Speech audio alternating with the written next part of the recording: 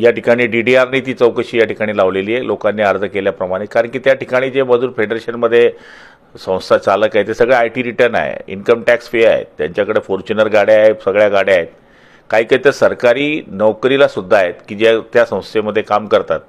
अशा पद्धतीनं तिथे भोंगळ कारभार या ठिकाणी आहे. आणि मला तरी असं वाटतं की मजुरांसाठी मजुरी उपलब्ध होण्याकरता असलेलं हे मजूर फेडरेशन आहे.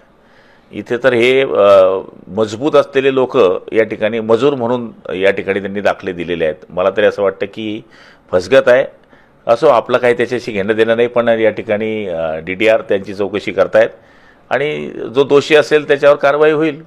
भाऊ, बुलढाणा येथून 2 आरोपींना ताब्यात घेतलेलं आहे. एकनाथ शिंदे जे आहेत उपमुख्यमंत्री, त्यांना मारण्याची, जीवे मारण्याची धमकी त्यांनी दिलेली होती. आपण कसं बघतो?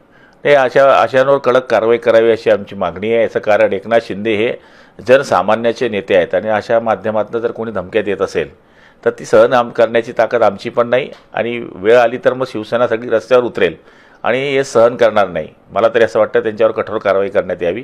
आणि कोणत्या हेतूने त्यांनी ही धमकी दिलेली आहे, काय कारणास्तव त्यांनी हे धमकी दिलेली आहे, याचा तपास पूर्ण करावा अशी आमची अपेक्षा आहे. याच्यामागे कोणाचा हात असेल असं वाटतं?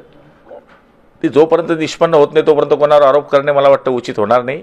पोलीस खातं त्याचं निश्चितपणाने चौकशी करेल आणि जो दोषी असेल त्याच्यावर कारवाई करावी ही आमची विनंती आहे. मला हलक्यात घेऊ नका असा एकनाथ शिंदेंनी ते उद्धव ठाकरे यांना पुन्हा इशारा दिला. मी खरी गोष्ट आहे ना, ज्या माणसाने या ठिकाणी उठाव केला आणि उठाव केल्यानंतर ज्यावेळेस विधानसभेमध्ये भाषण केलं त्यावेळेस त्यांनी हेच सांगितलं होतं की माझ्याबरोबर असलेले बरेच लोक जे आलेले आहेत त्यांना मी या निवडणुकीमध्ये नाही तर पुढच्या निवडणुकीमध्ये सुद्धा त्यांना पराभव पत्करणार नाही अशा पद्धतीचं काम करून दाखवेल आणि 200च्या पार वरती जागा आपण सगळेजण मिळून निवडून आणू असं त्यांनी देवेंद्रजी आणि अजितदादांच्या साक्षीनं समोर या ठिकाणी सांगितलं होतं. आणि आपण पाहिलं असेल की या निवडणुकीमध्ये त्यांनी हे दाखवून दिलं की 80 जागा लढून मी 60 जागा निवडून आणू शकतो किंवा 3 जण मिळून आम्ही सरकार निवडून आणू शकतो. अशा पद्धतीचं चित्र या ठिकाणी त्यांनी निर्माण केलेलं आहे. त्यामुळे त्यांचं म्हणणं बरोबर आहे की त्यांना हलक्यात घेऊ नका, कारण ते जडच आहेत. हलक्यात घेऊन काय चालेल?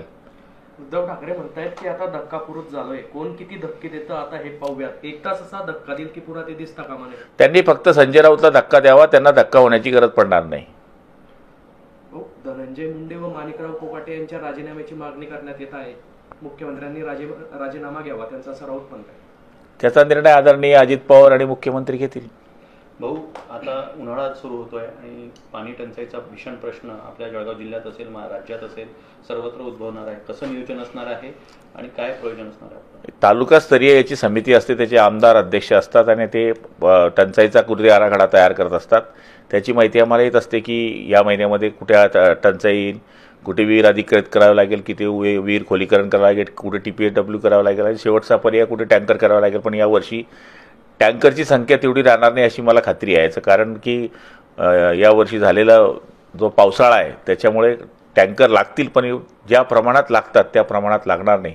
पण आम्ही सगळी तयारी करून या ठिकाणी तयार आहोत.